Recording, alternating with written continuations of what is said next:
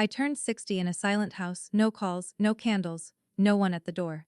But the moment my fully paid off home sold, my phone wouldn't stop ringing. That's when I realized I hadn't been forgotten, I had been calculated. For years, I believed I was building a legacy out of love, never noticing I had quietly become part of someone else's financial plan. This is the story of the day I stopped being an expectation and started reclaiming my worth.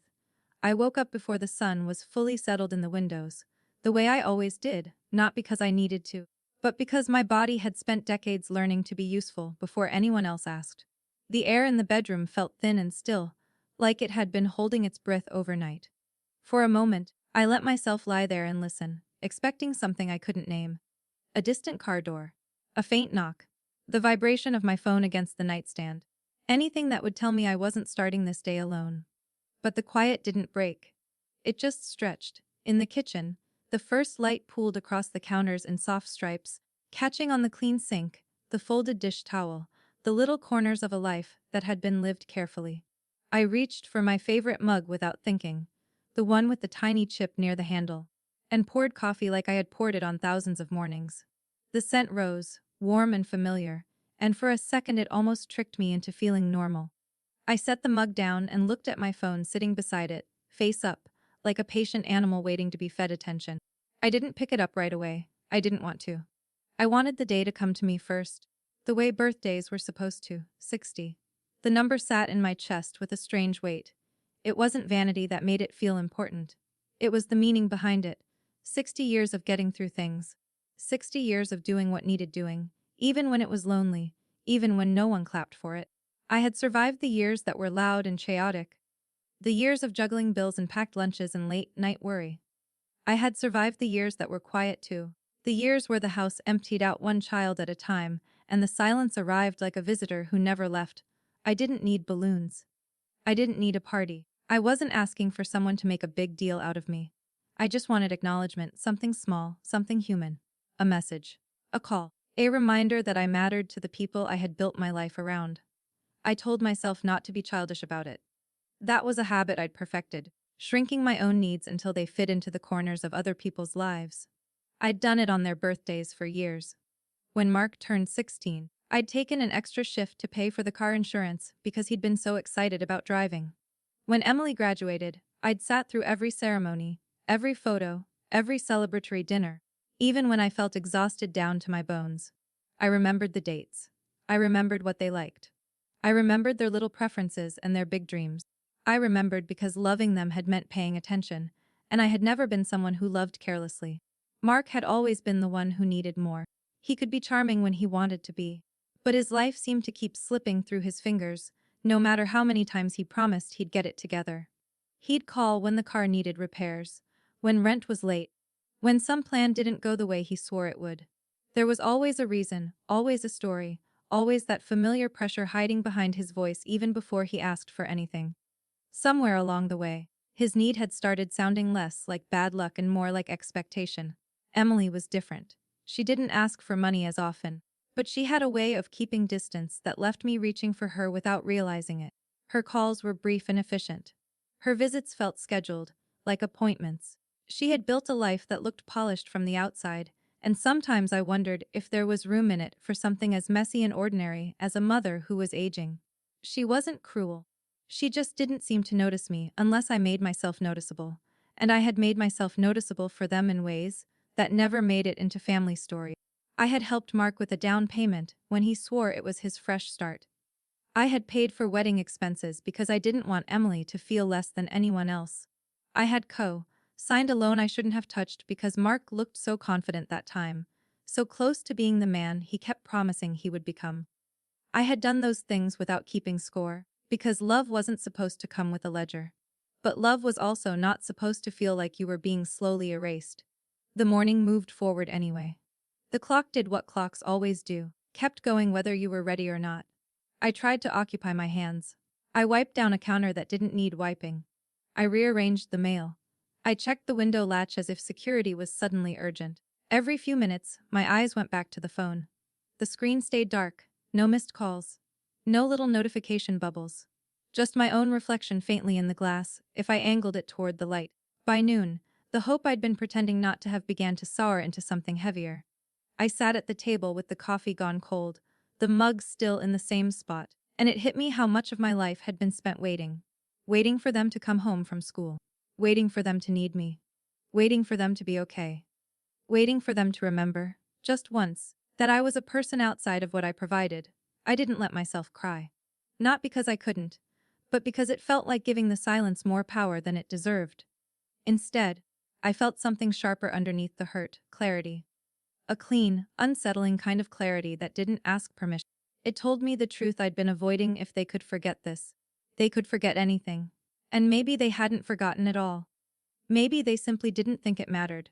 The afternoon light shifted across the walls, slow and golden, and I moved through the house like I was seeing it for the first time. Every corner held proof of what I'd built. The living room where homework had been spread out across the floor. The hallway where height marks used to be penciled into the paint. The kitchen where I had stretched meals and patience in myself. This house had been my work, my shelter, my sacrifice. It was fully paid off now, quiet and solid, standing there the way I had always stood, reliable, taken for granted, expected to hold everything. As evening approached, the sky turned soft behind the curtains, and I finally let myself open the old photo album I kept on the lower shelf. The pages smelled faintly like paper and time. I looked at faces frozen in moments that had felt permanent back then. Mark grinning with a missing tooth, Emily in a costume I'd stitched late at night because store-bought didn't fit the budget. Me behind them in most pictures, smiling in that way mothers smile when they're proud but tired, when they're present but not centered. Outside, the sun lowered toward the horizon, and the house filled with that warm amber glow that makes everything look gentle even when it isn't. I sat there with the album open, my fingers resting on a photograph like it might anchor me to something real. My phone was still silent. No card, no text, no visit. The day had spoken, and it had said exactly what it meant. And that was when the shift completed itself inside me. The hurt didn't disappear, but it stopped running the show. Something steadier took its place, something that felt like self-respect finally waking up after a long sleep. I closed the album, not angrily, not dramatically, just decisively. I looked around at the walls and the furniture and the paid-off property that everyone assumed would always be there, waiting to be passed down like a prize. That was the day I stopped waiting for them to show up and started thinking about what would happen if I stopped showing up for them. No one saw the years I traded for their comfort, but I remembered every single one of them. When I look back now, the memories don't arrive in neat chapters. They come in flashes: the sound of an old alarm clock cutting through the dark, the sting of winter air on my cheeks as I walked to my car, the weight of a cheap work bag digging into my shoulder while I tried to plan dinner in my head. After the divorce, there wasn't a dramatic collapse or some movie-style reinvention. There was just the quiet, steady truth that I was on my own, and 2 children were depending on me to make that reality feel safe. I worked 2 jobs because fear was expensive, and stability cost more than pride. In those early years, I learned to measure life by what could be postponed. Sleep could be postponed. Rest could be postponed. Joy, definitely postponed. I didn't date much, and when I did, it never lasted. The moment someone wanted more of my time, I felt cornered, not because I didn't want love, but because love felt like a luxury item I couldn't justify. Mark and Emily needed routine, not a revolving door of my half-hearted attempts at companionship. So I chose the dependable loneliness of being a mother who never left the lights off, never missed a pickup, never forgot a permission slip. I became reliable the way a staircase is reliable, used every day, rarely noticed. The property came into my life at a strange moment, when I was tired enough to make practical decisions but not tired enough to stop believing in the future. The market was low, the neighborhood wasn't fashionable, and the house itself was nothing to brag about. But it had good bones, a small backyard, and a feeling I couldn't explain at the time: permanence. I remember standing in the empty living room, hearing my footsteps echo, and thinking, this could be the place where we stop running. To other people it was a purchase. To me it was a promise. A symbol that no matter what happened, my kids would have a home that didn't depend on anyone else's mood, approval, or presence. Buying it wasn't the end of the struggle. It was just the start of a different kind. There were months I paid the mortgage and then lived on whatever was left, like a challenge I didn't tell anyone I was participating in. I made lists, cut coupons, delayed repairs, learned which bills could be paid a day late without disaster. I didn't gamble, I didn't splurge, I didn't take vacations. I learned the strange satisfaction of paying down debt faster than expected, not because it was fun, but because freedom has always been my favorite form of security. Every extra payment felt like tightening a bolt that kept the whole structure from shaking. I paid that mortgage off early, and I didn't throw a party for it. I just stood in the kitchen one afternoon with the final paperwork in my hands, and I let myself breathe in a way I hadn't realized I'd been holding back for years. I thought about how Mark and Emily would never fully understand what that meant. They were children when I signed those documents, teenagers when the sacrifices were sharpest, adults when the payoff finally arrived. All they saw was the finished product: a stable house, a mother who handled things, a life that looked calmer than it had ever felt. And then there were the larger payments, the ones no one likes to talk about because they don't fit into casual conversation. Emily's college tuition wasn't a single check. It was years of planning and smaller sacrifices stacked on top of each other. I told myself education was an investment, and I believed it. Mark's failed business attempt was different. That one came with speeches, big promises, and a confidence that almost made me forget how many times confidence had come before a fall. I helped anyway. I wanted to believe in him, and I wanted him to believe in himself. I never demanded repayment from either of them, because I didn't give as a transaction. I gave because it was what I did. I gave, and they received, and for a long time that pattern felt normal, even noble. The entitlement didn't show up like a villain. It arrived wearing familiarity. Little comments, tossed out like jokes, tested the air and waited to see if I would challenge them. Mark would mention, "When the house is ours," with the casual certainty of someone talking about the weather. Emily would speak about the future in a way that included my home as a given, as if it were already folded neatly into her plans. There were conversations where they didn't ask what I wanted, only what I intended to do, eventually, and the word eventually always sounded like a countdown. It made something in my stomach tighten, not anger yet, just a discomfort I couldn't name without feeling guilty. I dismissed those moments, because dismissing was easier than confronting what they implied. I told myself they were just being careless with words, that they didn't mean anything by it. I told myself that family talks about inheritance the way families talk about everything else, messily, awkwardly, without thinking. But the truth is, each remark landed somewhere inside me and stayed there, like a pebble in a shoe. You can ignore it for a while, even walk on it for miles, but you never stop feeling it. And as the years passed, I started to understand that I hadn't just built a house. I had built an assumption. That realization didn't come with fireworks. It came quietly, like a light turning on in a room I'd been living in for years without noticing how dark it was. I had built something valuable, yes, property, stability, a foundation my children could stand on. But I had also built expectations around myself that I never agreed to. Somewhere along the way, they stopped seeing me as their mother and started seeing me as a future asset. Disrespect rarely arrives loudly, it settles in quietly and waits for you to accept it. At first, it sounded like humor. The kind that hides inside family conversations and passes for affection. Mark would lean back in his chair after dinner, glance around the living room, and make a casual remark about how I wouldn't need all this space forever. He said it lightly, like he was commenting on the weather or the color of the walls, but there was a familiarity in his tone that didn't sit right with me. He spoke about my home as if it were already transitioning into something else, as if I were just temporarily occupying what would soon belong to him. Emily's approach was softer, more polished. She didn't joke, she suggested. She would sit beside me on the couch, scrolling through her phone, and mention articles about aging parents and financial planning. She would talk about making things easier for me in the future, about how complicated paperwork could become, about how important it was to have someone trustworthy managing things. Her voice never rose. She never sounded aggressive. But beneath her concern was an assumption that I would eventually step aside, that I would need supervision, that independence had an expiration date. The shift didn't happen all at once.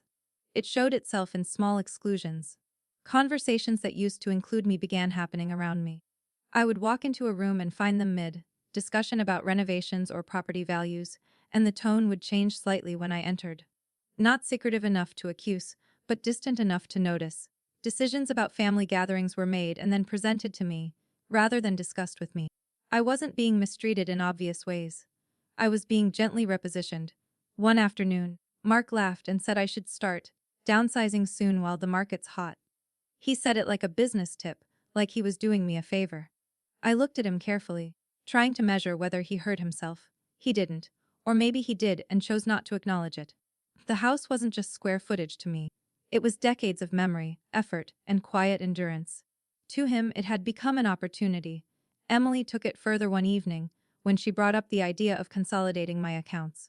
She spoke about how stressful finances could be and how I didn't need to handle everything alone anymore. She suggested that it might be smart to add her name to certain documents, just in case. She framed it as protection, efficiency, responsibility, but the word that echoed in my mind was guardianship.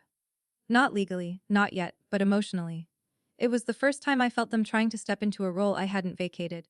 When I hesitated, the tone shifted subtly. Not confrontational, just corrective. I was told I was overthinking, that they were just trying to help.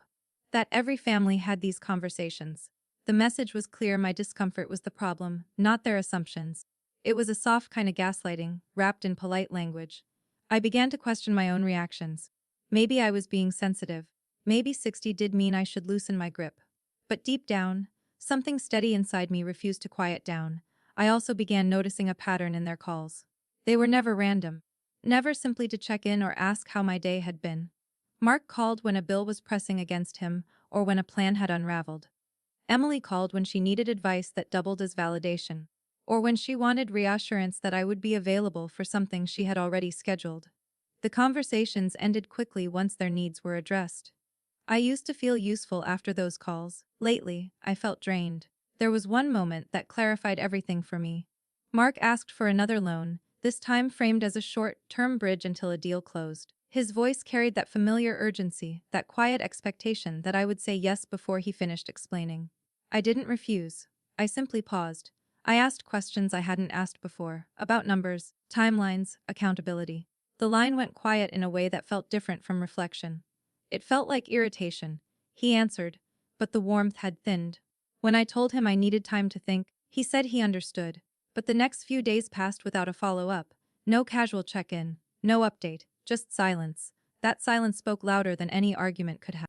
When I didn't immediately complain, I became less interesting, less necessary.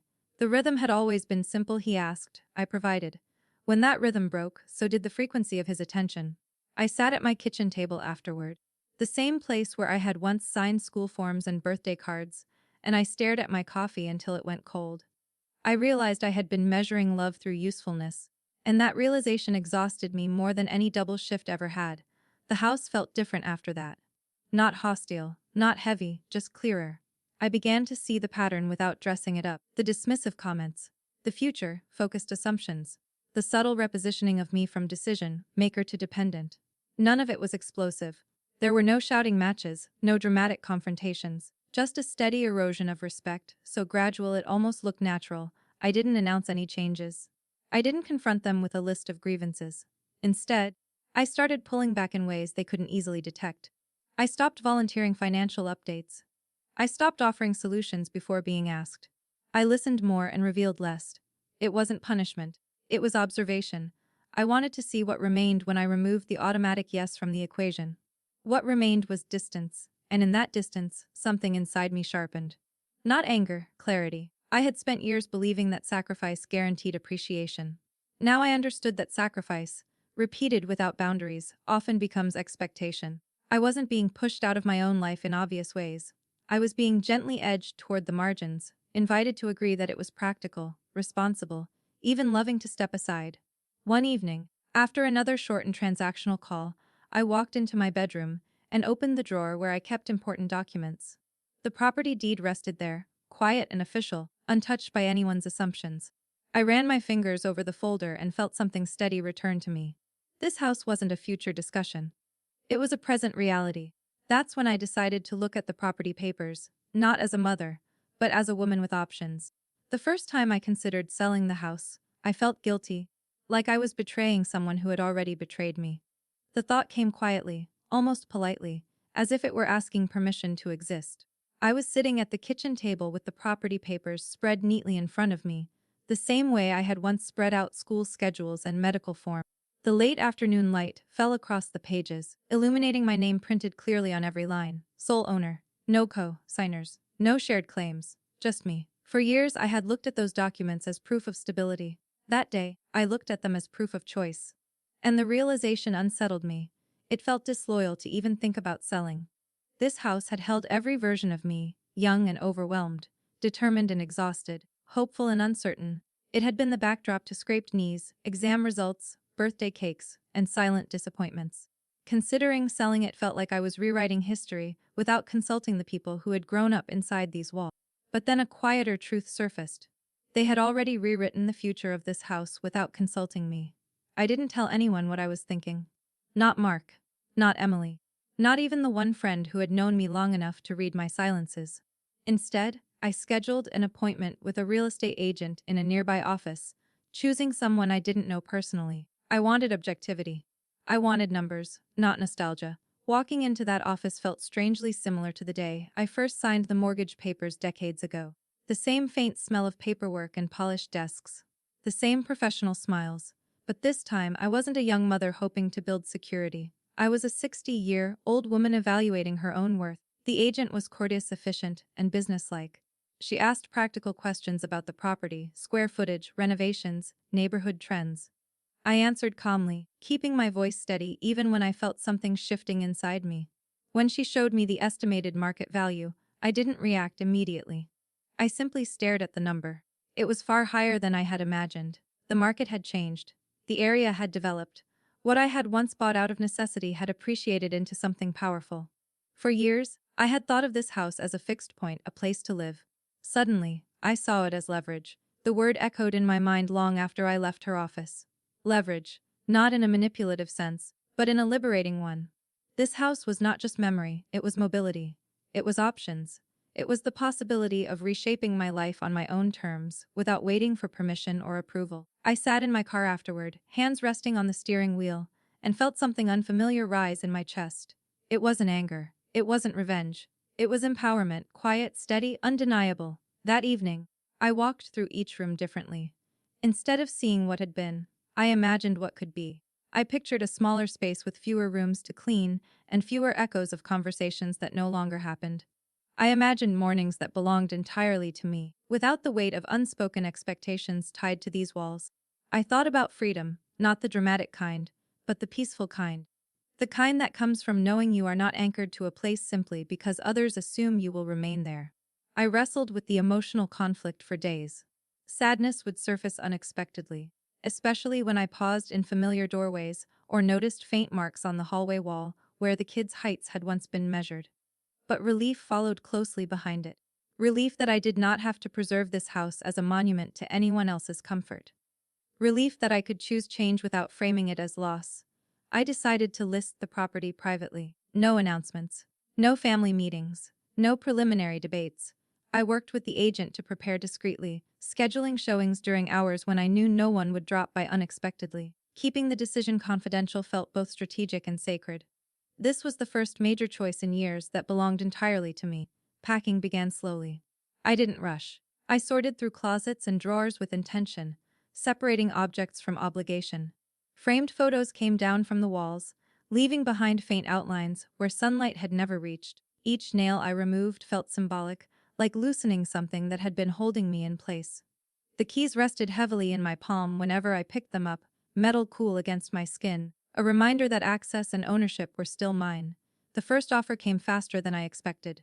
The agent called one afternoon, her tone professional but edged with enthusiasm. A strong number, clean terms, serious buyers. I listened carefully, asked the right questions, and then sat quietly after the call ended. I walked into the living room and stood in the center, letting the news settle into the space around me. The house was still the same, but I wasn't. When I accepted the offer, I did so calmly.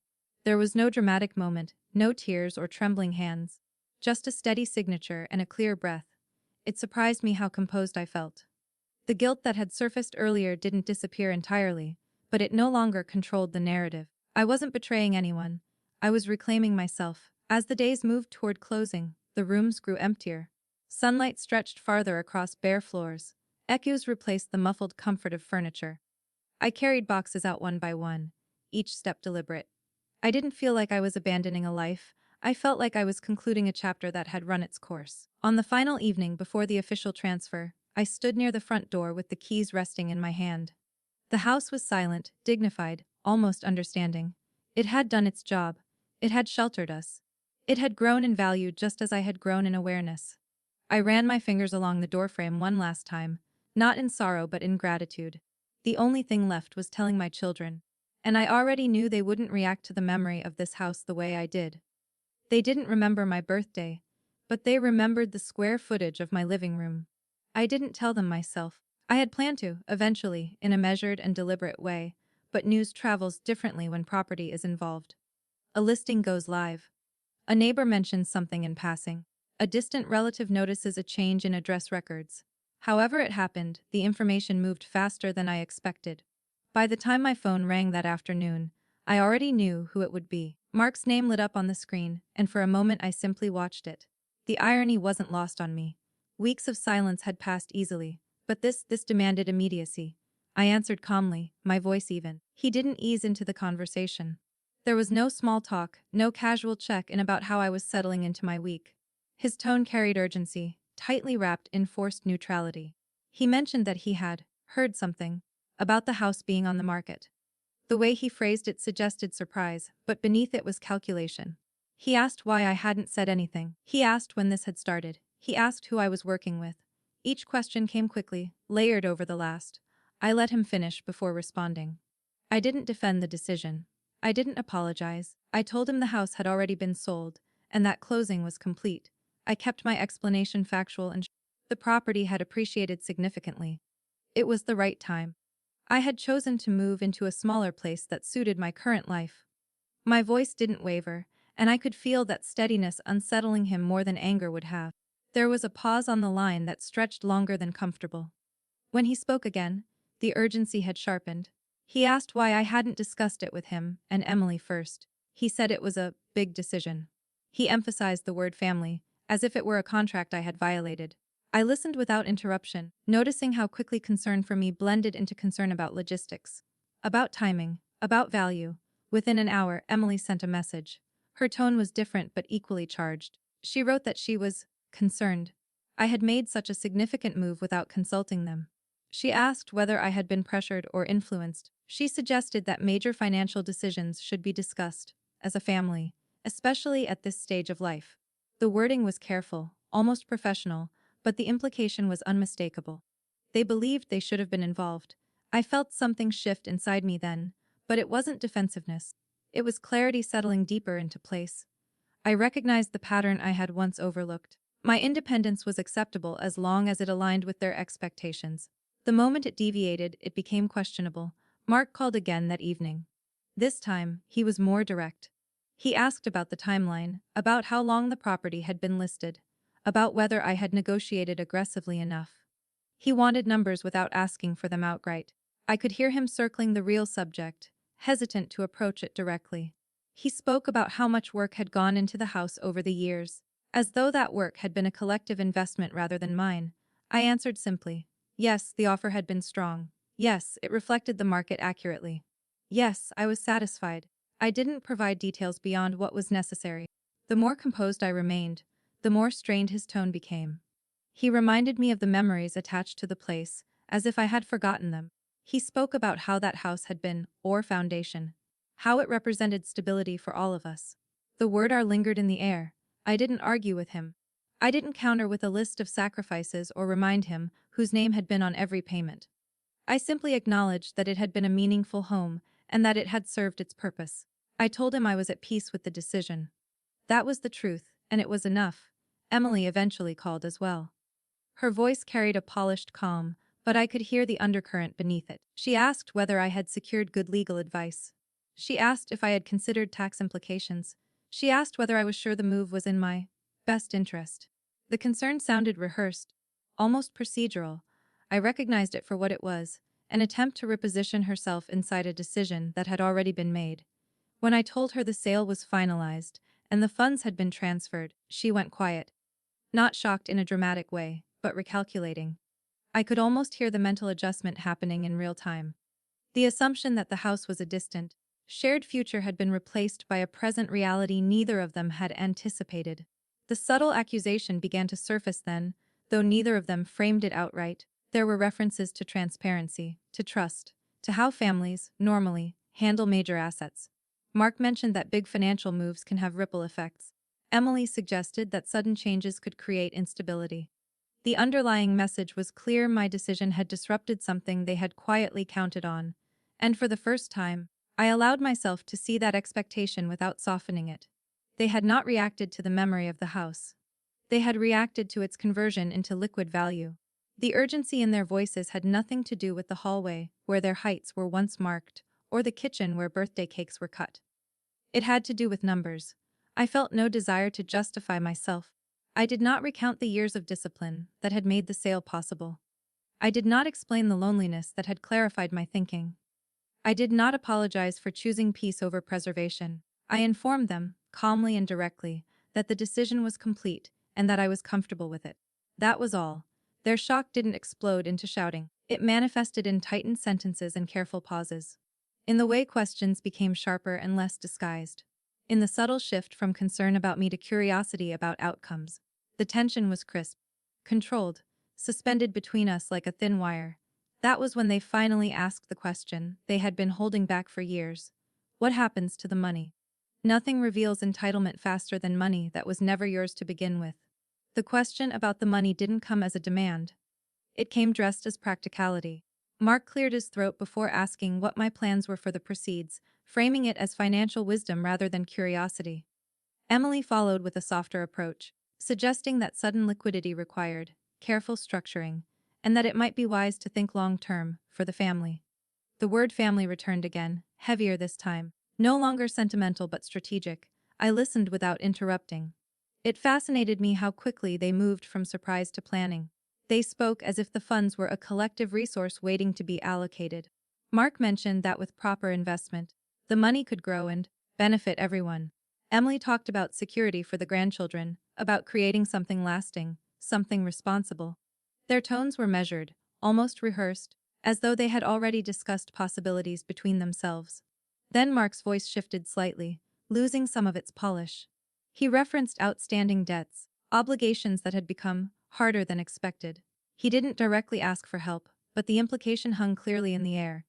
He spoke about market downturns, about temporary setbacks, about how one strategic infusion could stabilize everything. The subtext was unmistakable: my decision to sell had created an opportunity he felt entitled to access. Emily approached it differently. She didn't mention her own needs outright. Instead, she invoked the future. She spoke about college funds for her children, about rising costs and uncertain economies. She framed it as legacy planning, as if my role had quietly shifted from mother to financial cornerstone. There was a subtle layering of guilt in her words, an implication that responsible grandparents think beyond themselves. I noticed how neither of them asked what I wanted to do with the money for myself. Not once did either of them inquire whether I had personal plans, dreams, or intentions that didn't involve redistribution. The assumption was that I would naturally center them in every decision, as I always had. But something fundamental had changed in me, and they hadn't adjusted for it. When I finally spoke, my voice was steady. Not defensive, not emotional, simply clear. I told them that I had made the decision to sell without consultation because, for the first time, I was prioritizing my own life. I reminded them, calmly, that when I turned 60, no one had consulted me about how I felt. No one had paused to consider what that milestone meant. There had been no calls to ask what I needed, no discussions about my future or my comfort. I wasn't bringing it up to wound them. I was bringing it up to establish context. The silence that followed was immediate and sharp. I continued, explaining that the funds from the sale belonged to me. They were the result of decades of work, discipline, and responsibility. I had carried the mortgage. I had absorbed the risks. I had maintained the property. The appreciation was not accidental, it was sustained. I said this without accusation. I simply laid out facts that had been quietly true for years. Mark attempted to interrupt, but I didn't allow the conversation to fracture. I clarified that this was not about withholding love or support. It was about boundaries. About recognizing that generosity loses meaning when it is assumed. I told them I was open to thoughtful discussions in the future, but that I would not operate from obligation, disguised as unity. The money was not a communal asset. It was my security, my freedom, my leverage. There was no shouting, no raised voices. The tension was controlled, almost clinical. I could feel their discomfort. But I didn't rush to soothe it. For years I had rushed to ease every strain, to patch every emotional crack before it widened. This time, I allowed the silence to exist. It wasn't cruel, it was necessary. Emily tried once more, gently suggesting that transparency would build trust. I responded that trust also required respect, and respect required acknowledgement of autonomy. I explained that I had spent most of my life centering their needs without complaint. That chapter had shaped me, but it did not define the rest of my life. I told them I intended to use the funds in ways that ensured my independence first. What remained, if anything, would be addressed thoughtfully and legally in time. The word legally seemed to land heavily. They understood what it implied: structure, planning, protection. Mark's tone hardened briefly, not into anger, but into something wounded. He spoke about how families support one another. I agreed. But I added that support is not the same as surrender. There is a difference between helping and being expected to rescue. That difference had become clear to me only recently, and I had no intention of unseeing it. Another silence followed, longer this time. I could almost feel them recalibrating, searching for a different angle. The dynamic had shifted, and they weren't prepared for it. For the first time, I was not negotiating from guilt or habit. I was speaking from self-respect. When the conversation ended, it did so without resolution. No agreement, no dramatic fallout. Just a quiet withdrawal on their end, as if they needed space to reassess a reality they had long taken for granted. I set my phone down and felt neither triumphant nor shaken. I felt settled. But beneath that calm, I sensed something unresolved. Their urgency hadn't been fully explained. The hints about debts and future planning felt too pointed, too immediate to be theoretical. They had circled the money carefully, but they hadn't revealed everything driving them. And I knew, with a certainty that surprised even me, that this conversation was only the beginning. They weren't done, and neither was the truth about why they really needed that money. It wasn't love that brought them back, it was urgency. The full picture didn't reveal itself in one dramatic confession. It unfolded in fragments, in slips of tone and information shared too quickly, in details that didn't align until I stepped back and looked at them without emotion. Mark's references to temporary setbacks weren't casual exaggerations. They were cover for something far more immediate. A mutual acquaintance mentioned, in passing, that his neighborhood had seen several foreclosure notices posted recently. When I asked a simple follow-up question, the answer came wrapped in hesitation. Mark's name had been on one of those doors. When I confronted him gently with what I'd heard, his composure thinned. He admitted the payments had fallen behind. He framed it as a timing issue, a business contract delayed, an economic miscalculation that could happen to anyone. He insisted it was temporary, manageable, if he had just a little room to breathe. The way he said it, the implication was obvious. My property sale had looked to him like oxygen. Emily's situation surfaced differently. Her financial strain wasn't as visible, but it was just as real. Through careful conversation, I learned she had accumulated significant credit debt. Lifestyle expenses, private school commitments, travel she hadn't scaled back when she should have. She hadn't mentioned it before, because she prided herself on appearing stable. But the pressure had been building quietly. The idea of my sudden liquidity had offered her something she hadn't anticipated: relief without accountability. They had both seen my decision not as independence, but as rescue. The realization disappointed me, but it didn't shock me. If I was honest, I had laid the groundwork for it. For years, I had stepped in before consequences fully landed. I had softened their falls, buffered their risks, and filled in financial gaps without requiring structural change. I told myself I was being supportive. In truth, I had sometimes mistaken protection for love. I had raised them to be capable, but I had also trained them to look in my direction when discomfort appeared. That awareness did not turn into self-blame. It turned into accountability. There is a difference. I could acknowledge the pattern without condemning myself for caring. I had acted from generosity, not weakness. But generosity without boundaries breeds dependence, and dependence reshapes respect. When Mark explained how close he was to losing his home, he didn't ask directly for money. He described timelines, legal notices, negotiation windows. He spoke about how one infusion of capital could stabilize everything and protect his family from disruption. I listened carefully, noticing how the narrative positioned me as the logical solution. Emily, when she finally admitted her own financial strain, framed it as a short-term imbalance that could be corrected with strategic support. Both of them spoke with urgency disguised as reason. In that moment, something crystallized inside me. I would not finance their consequences. It wasn't said with bitterness. It was said internally, firmly. I understood that stepping in again would not solve the deeper issue. It would only postpone it. They were adults with careers, with choices, with agency. If I absorbed the impact of their decisions yet again, I would reinforce the very pattern that had led us here. Love does not require self-erasure. Support does not require self-sacrifice without limit. I told them I was sorry they were under pressure. I acknowledged that financial strain is frightening. I reminded them that they were intelligent and resourceful. But I did not offer funds. I did not negotiate percentages. I did not open the door even slightly. The absence of an offer spoke louder than any refusal. After those conversations, I scheduled an appointment with an estate attorney. I did not inform my children. This was not secrecy for the sake of drama, it was discretion for the sake of clarity. I needed to ensure that my financial autonomy extended beyond the present moment. Sitting across from the attorney's polished desk, I felt composed in a way that surprised me. We discussed trusts, beneficiary structures, contingencies, charitable allocations. We reviewed my existing will, which had been written years earlier under very different assumptions. I restructured everything. The new plan did not eliminate my children, but it introduced boundaries that had never existed before. Funds would not be immediately accessible without oversight. Distributions would be measured, conditional, structured to prevent impulsive depletion. A portion was designated for causes I cared about, organizations that aligned with the values I believed in: responsibility, education, independence. I ensured that no future pressure could corner me into reactive decisions. When I signed the revised documents, I felt a calm that was almost physical. Financial autonomy is not only about money, it is about authority. It is about deciding what your life's work ultimately represents. For decades, I had equated love with availability. Now I equated love with integrity. They found out about the changes sooner than I expected.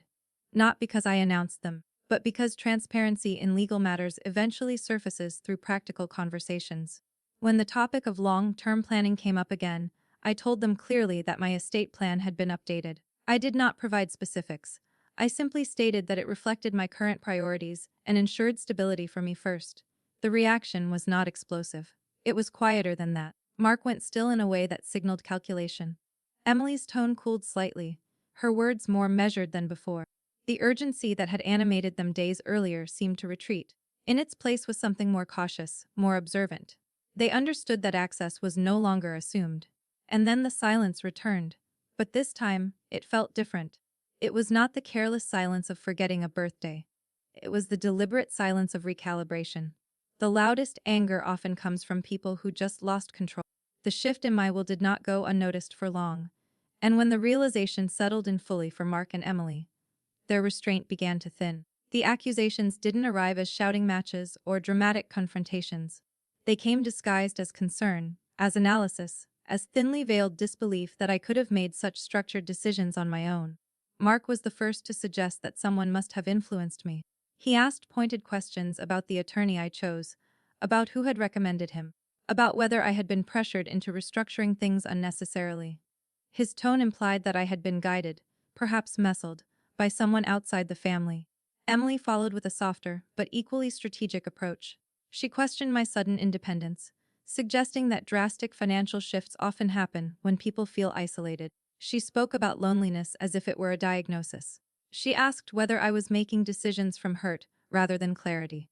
Beneath her words was the suggestion that I was irrational, that this wasn't truly me. It was an attempt to regain authority, to reposition themselves as protectors of my judgment rather than challengers of it. I listened to both of them without interruption. Months earlier, those insinuations might have shaken me. I might have rushed to prove my competence, to defend my stability, to reassure them that I was still the same dependable figure they had always known. But something fundamental had shifted inside me. I no longer needed their validation to confirm my sanity. My calm was not fragile, it was rooted. I told them plainly that I was neither manipulated nor confused. I had sought professional advice, because responsible adults do that, when making significant financial decisions. I reminded them that I had managed mortgages, tuition payments, loans, and investments for decades without supervision. My voice did not rise. I did not argue point by point. I simply stated facts and allowed them to stand. Their frustration surfaced more clearly then. Mark suggested that I was punishing them for recent disagreements. Emily hinted that I was holding on to minor grievances and turning them into structural changes. The implication was clear: I was overreacting. But I recognized the tactic. If they could reframe my boundaries as emotional retaliation, they could dismiss them.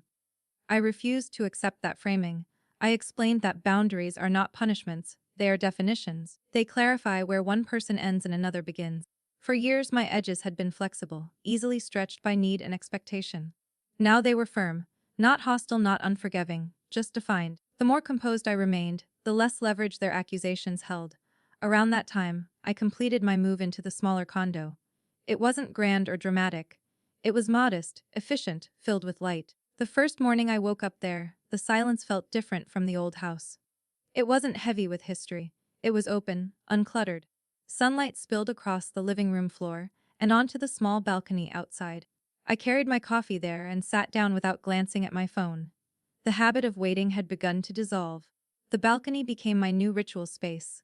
In the early hours, the city stirred quietly below, and I allowed myself to simply exist without anticipating interruption. No echoes of past conversations lingered in these walls. No hallway marks measured growth that had already happened. This space belonged entirely to the present. I began to understand how much of my identity had been tied to maintaining a structure for others. Now, the structure was smaller, but my sense of self was larger. Contact with Mark and Emily decreased naturally. I did not announce distance, it unfolded on its own. When they called, the conversations were shorter and less charged. There were fewer references to financial strategy and more pauses where neither of us quite knew what to say. The urgency that had once animated them had softened into something quieter, more cautious. They were adjusting to a version of me that did not automatically fill gaps. Space created clarity. Without the constant undercurrent of expectation, I could examine my emotions honestly. I realized that resentment had been living quietly beneath my generosity for years. Not loud enough to disrupt love, but persistent enough to shape it. As I withdrew from the role of rescuer, that resentment began to dissolve. In its place, self-respect took root. I no longer measured my worth by how quickly I could solve someone else's problem. I also noticed something unexpected. I did not feel lonely. The fear they had tried to project onto me did not materialize. My days filled themselves with routines that were mine alone. I joined a small book group in the building. I walked in the evenings without rushing back to answer potential calls. I organized my finances with deliberate care, not out of anxiety, but out of ownership. The narrative that I was unstable or manipulated lost credibility with every steady decision I made. Mark's tone gradually shifted from accusatory to restrained. Emily's messages became less analytical and more neutral. Neither apologized outright, but their attempts to regain control faded. They were learning, perhaps reluctantly, that my autonomy was not temporary. Months passed in this new equilibrium. The tension did not disappear entirely, but it settled into something manageable. I had stopped scanning my phone for validation. I had stopped interpreting silence as rejection. Instead, I interpreted it as space for them to adjust, space for me to breathe. And then, one afternoon, as I sat on my balcony with sunlight warming the railing and my coffee resting untouched beside me, my phone rang again. I glanced at the screen without urgency, expecting another routine exchange. But the tone of the incoming call was different this time. It carried something unfamiliar, and this time, it wasn't about money.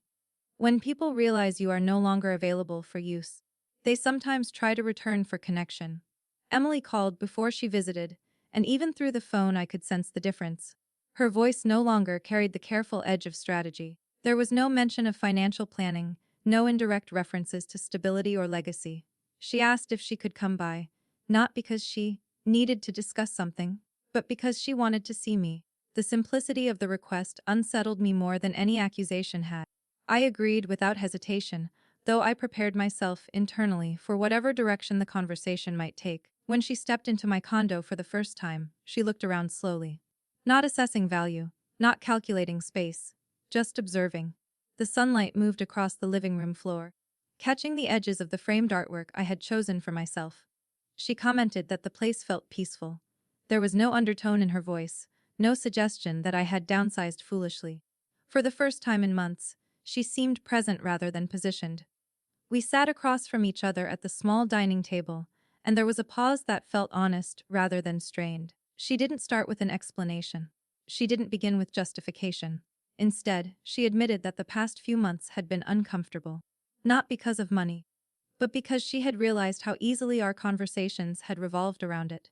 She said she hadn't intended to make me feel like an asset, but when she replayed her words in her mind, she could see how they might have landed that way. There was subtle remorse in her tone. Not dramatic apology, not theatrical regret. Just awareness. She acknowledged that she had assumed access rather than asked for support. She admitted that she had spoken about my future as though it were a shared project, without fully recognizing that it was still my life. I listened without interrupting, resisting the old urge to comfort her immediately. Growth requires space to sit with discomfort. I didn't respond with accusation. I didn't recount every dismissive comment or every strategic suggestion. I told her simply that I had needed to reclaim something that felt like it was slipping away, my autonomy. I explained that my decisions weren't punishments, but protections. Not from them, but from a pattern that had quietly formed over years. I made it clear that I loved her. But love does not mean automatic access. She nodded, absorbing it rather than deflecting it. For the first time, our conversation felt like two adults speaking, not a parent negotiating with a dependent child. There were no demands, no hints, no calculations. When she left that afternoon, she hugged me with a softness that didn't feel transactional. It felt cautious, almost careful, as though she understood that trust rebuilds slowly. Mark took longer. His pride had always been louder than his reflection. Weeks passed after Emily's visit, before he reached out in a way that suggested something other than urgency. When he finally called, his voice lacked its usual momentum. He didn't circle around financial strain. He didn't outline strategic possibilities. Instead, he spoke about the pressure he had been under and how it had narrowed his thinking. He admitted that he had seen my sale as a solution before considering what it meant for me. We met at a quiet cafe near my building. The conversation was not dramatic. There were no grand apologies, but there was acknowledgement. He spoke about the foreclosure risk with more honesty than before. He admitted that part of his frustration had come from realizing I would not step in this time. Not because I couldn't, but because I chose not to. That distinction had forced him to reassess his own decisions. I told him that accountability is not abandonment. I had not withdrawn love. I had withdrawn automatic rescue. I explained that if he wanted a different relationship with me, it would have to be built on respect rather than expectation. He listened, not defensively, but thoughtfully. It was the first time I saw him confront the possibility that strength in a parent does not equal endless supply. I made no promises about future financial involvement. I restated my boundaries clearly, without apology. Support, if ever given again, would be measured and intentional, not assumed. My estate plan would remain as structured. My independence would remain intact. Forgiveness was possible, but not at the cost of reverting to old roles. Something shifted in that conversation. Not reconciliation in a dramatic sense, but recalibration. The dynamic felt less tense, more grounded. We were no longer orbiting around money as the central gravity. We were confronting the uncomfortable truth that love had been tangled with dependency, and that untangling would take time. In the weeks that followed, communication became simpler, short messages about ordinary things, updates that did not carry hidden agendas. There was still distance, but it felt intentional rather than reactive. I realized I no longer waited for their approval. I no longer scanned their words for validation. Their opinions mattered, but they did not define me. Most importantly, I no longer feared being alone. The quiet of my condo had transformed from something that once symbolized neglect into something that symbolized choice. I had proven to myself that I could withstand disappointment without collapsing into self-doubt. I could set boundaries without losing my identity as a mother. One evening, as I stood on my balcony watching the light fade into the horizon, I felt a clarity that had nothing to do with property values or legal documents. Selling the house had forced a confrontation, yes. It had exposed entitlement urgency and hidden expectations. But it had also revealed something more important. I finally understood that selling the house wasn't about property. It was about reclaiming myself. When people realize you are no longer available for use, they sometimes try to return for connection. Emily called before she visited, and even through the phone I could sense the difference. Her voice no longer carried the careful edge of strategy. There was no mention of financial planning, no indirect references to stability or legacy. She asked if she could come by, not because she needed to discuss something, but because she wanted to see me. The simplicity of the request unsettled me more than any accusation had. I agreed without hesitation, though I prepared myself internally for whatever direction the conversation might take. When she stepped into my condo for the first time, she looked around slowly, not assessing value, not calculating space, just observing. The sunlight moved across the living room floor, catching the edges of the framed artwork I had chosen for myself. She commented that the place felt peaceful. There was no undertone in her voice, no suggestion that I had downsized foolishly. For the first time in months, she seemed present rather than positioned. We sat across from each other at the small dining table, and there was a pause that felt honest rather than strained. She didn't start with an explanation. She didn't begin with justification. Instead, she admitted that the past few months had been uncomfortable. Not because of money, but because she had realized how easily our conversations had revolved around it. She said she hadn't intended to make me feel like an asset, but when she replayed her words in her mind, she could see how they might have landed that way. There was subtle remorse in her tone, not dramatic apology, not theatrical regret, just awareness. She acknowledged that she had assumed access rather than asked for support. She admitted that she had spoken about my future, as though it were a shared project, without fully recognizing that it was still my life. I listened without interrupting, resisting the old urge to comfort her immediately. Growth requires space to sit with discomfort. I didn't respond with accusation. I didn't recount every dismissive comment or every strategic suggestion. I told her simply that I had needed to reclaim something that felt like it was slipping away, my autonomy. I explained that my decisions weren't punishments, but protections. Not from them, but from a pattern that had quietly formed over years. I made it clear that I loved her, but love does not mean automatic access. She nodded, absorbing it rather than deflecting it. For the first time, our conversation felt like two adults speaking, not a parent negotiating with a dependent child.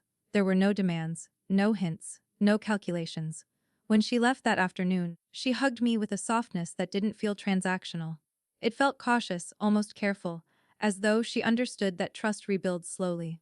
Mark took longer. His pride had always been louder than his reflection. Weeks passed after Emily's visit before he reached out in a way that suggested something other than urgency. When he finally called, his voice lacked its usual momentum. He didn't circle around financial strain. He didn't outline strategic possibilities. Instead, he spoke about the pressure he had been under and how it had narrowed his thinking. He admitted that he had seen my sale as a solution before considering what it meant for me. We met at a quiet cafe near my building. The conversation was not dramatic. There were no grand apologies, but there was acknowledgement. He spoke about the foreclosure risk with more honesty than before. He admitted that part of his frustration had come from realizing I would not step in this time. Not because I couldn't, but because I chose not to. That distinction had forced him to reassess his own decisions. I told him that accountability is not abandonment. I had not withdrawn love, I had withdrawn automatic rescue. I explained that if he wanted a different relationship with me, it would have to be built on respect rather than expectation. He listened, not defensively, but thoughtfully. It was the first time I saw him confront the possibility that strength in a parent does not equal endless supply. I made no promises about future financial involvement. I restated my boundaries clearly, without apology. Support, if ever given again, would be measured and intentional, not assumed. My estate plan would remain as structured. My independence would remain intact. Forgiveness was possible, but not at the cost of reverting to old roles. Something shifted in that conversation. Not reconciliation in a dramatic sense, but recalibration. The dynamic felt less tense, more grounded. We were no longer orbiting around money as the central gravity. We were confronting the uncomfortable truth that love had been tangled with dependency, and that untangling would take time. In the weeks that followed, communication became simpler. Short messages about ordinary things, updates that did not carry hidden agendas. There was still distance, but it felt intentional rather than reactive. I realized I no longer waited for their approval. I no longer scanned their words for validation. Their opinions mattered, but they did not define me. Most importantly, I no longer feared being alone. The quiet of my condo had transformed from something that once symbolized neglect into something that symbolized choice. I had proven to myself that I could withstand disappointment without collapsing into self-doubt. I could set boundaries without losing my identity as a mother. One evening, as I stood on my balcony watching the light fade into the horizon, I felt a clarity that had nothing to do with property values or legal documents. Selling the house had forced a confrontation, yes. It had exposed entitlement, urgency, and hidden expectations. But it had also revealed something more important. I finally understood that selling the house wasn't about property. It was about reclaiming myself. Turning 60 wasn't the beginning of being forgotten, it was the beginning of being free. When I look back at that quiet birthday now, I no longer feel the sharp sting that once sat in my chest. I see it for what it was, a catalyst. a moment of painful clarity that forced me to confront a truth I had been postponing for years. Silence has a way of revealing what noise hides, and that day stripped away every illusion I had carefully maintained about my role in my children's lives. It wasn't that they didn't love me. It was that somewhere along the way, love had become tangled with assumption. And assumption had slowly replaced respect. Selling the house was never just a financial transaction. It was symbolic, though I didn't fully understand that at first. That property had represented stability, sacrifice, and endurance. It had been proof that I could survive divorce, economic downturns, single motherhood, and long nights of uncertainty. But it had also become a monument to expectations I never consciously agreed to carry forever. Letting it go felt, in the beginning, like erasing history. Now I understand it was more like stepping out of a role that had grown too tight. The silence on my 60th birthday forced me to ask a question I had avoided. Who am I when I am not needed? For decades, motherhood had been my primary identity. I had measured my success by how well my children were doing, and how quickly I could support them when they weren't. I believed that unconditional love required unconditional availability. But I've come to see that love without boundaries quietly turns into surrender. I began reframing what motherhood meant. Love, yes, but not financial surrender. Support, yes, but not self-erasure. I could care deeply about Mark and Emily without absorbing the consequences of every decision they made. I could be present without being perpetually accessible. The distinction felt radical at first, almost rebellious. Now it feels balanced. My estate plan reflects that balance. It is not vindictive or punitive. It does not exclude them out of anger. It protects me first and distributes thoughtfully later. It ensures that generosity, if it comes, will not destabilize my own security. The structure is deliberate, clear, and legally sound. That clarity gives me peace, not because I expect conflict, but because I no longer fear being cornered by expectation. Life in the condo has settled into something steady and unforced. My mornings begin with light stretching across the balcony, and the quiet hum of the city waking below. I drink my coffee slowly, not glancing at my phone every few minutes, not anticipating requests or crises. The silence that once felt accusatory now feels expansive. It belongs to me. I've begun making plans I once dismissed as impractical. A short trip along the coast next spring, just to see the ocean without rushing back. A weekend retreat with the book group I joined, where conversations revolve around ideas instead of obligations. I've formed new friendships in small, organic ways, neighbors who knock to share baked goods, women my age who speak openly about reinvention rather than decline. These connections feel mutual, not dependent. Emotionally, I am steadier than I have been in years. There are still moments when memories surface, old birthday parties, school performances, the early chaos of motherhood, but they no longer anchor me to a version of myself defined entirely by sacrifice. I can honor the past without living inside it. My relationship with Mark and Emily is different now. It is cautious, yes, but healthier. There are fewer assumptions in our conversations. When we speak, it is about real things, work updates, daily frustrations, small victories. Money no longer hovers unspoken between us. They know the boundaries exist, and while they may not always like them, they respect them. That respect changes the tone of everything. I no longer expect them to fill emotional spaces they are not equipped to fill. I do not wait for them to validate my decisions or affirm my worth. When they call, I answer because I want to, not because I feel obligated. When they don't call, I do not interpret it as rejection. I have built a life that does not hinge on their availability. There is a sunrise I've come to cherish. From my balcony, just after dawn, the sky shifts from pale gray to soft gold. The light moves slowly across the buildings, touching windows one by one. I stand there sometimes with my keys in my hand, the cool metal pressing into my palm. These keys are smaller than the heavy set I once carried for the house, but they feel lighter in more ways than one. They open a space that reflects who I am now, not who I used to be. Self-worth cannot be inherited. It cannot be transferred through deeds or distributed through wills. It is cultivated internally, often in moments of discomfort. Respect, too, must be mutual. It cannot be demanded through obligation or assumed through proximity. It is earned through boundaries, through accountability, through the courage to say no when necessary. Turning 60 did not erase me. It clarified me. The woman who once waited by the phone on her birthday has been replaced by someone quieter, steadier, and far more certain of her value. I do not regret the years I gave to my children. Those years shaped me in ways I cherish. But I also do not regret the moment I chose myself. As the morning light continues to rise, I lock the condo door behind me and step into the day without heaviness. The keys rest easily in my hand, not as a reminder of what I sold, but as proof of what I gained. Independence, clarity, peace, and for the first time in my life, I wasn't waiting to be remembered. I was finally living for myself.